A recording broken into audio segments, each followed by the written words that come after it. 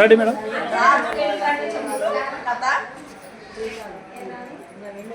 రాజు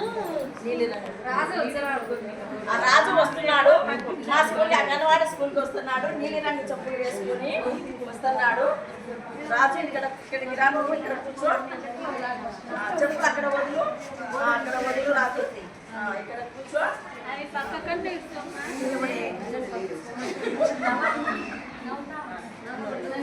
అందరం కలిసి ఆడుకోండి.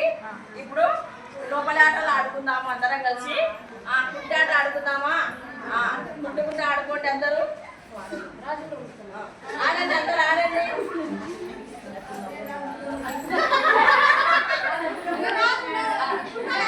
ఏమైంది రాజు?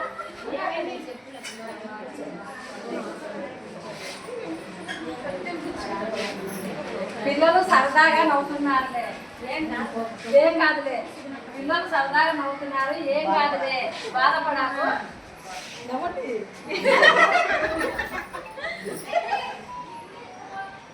రాజు 3 రోజుల నుంచి మనకి అంగన్వాడీ సెంటర్కి రావడం లేదు.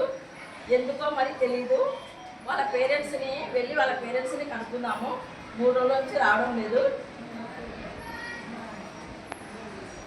అమ్మ, మీ బాబు 3 రోజుల నుంచి మా అంగన్వాడీ స్కూల్కి రావడం లేదు. రాజు మా అంగన్వాడీ స్కూల్కి రావడం లేదు. ఎందుకని?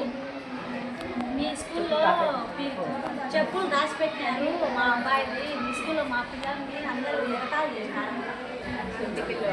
గుడ్డి పిల్లడు అని. అమ్మ, నువ్వు ఉన్నావు కదమ్మా, ఎందుకు ఎగతాలు చేస్తున్నారు? అందరూ సరదాగా ఆట పట్టిస్తున్నారు. అవునా? సరే, మనం వెళ్ళి రాజుని తీసుకొద్దాము. రాజు ఏడ్చొద్దు.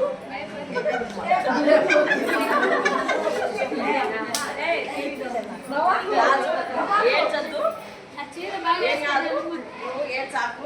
నువ్వు కూడా అందరితో, రాజు మీ అందరితో సమానము. రాజుకి ఎటువంటి అంగవైకల్యం లేదు.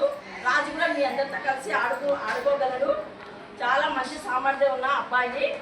కాకపోతే అతను మీరు నవ్వినందువల్లే అతను నాలో ఏదో లోపం ఉందని చెప్పేసి బాధపడుతున్నాడు. మీరందరూ ఒకసారి క్షమించి అబ్బాయితో కలిసి, రాజుతో కలిసి అందరూ ఆడుకోండి.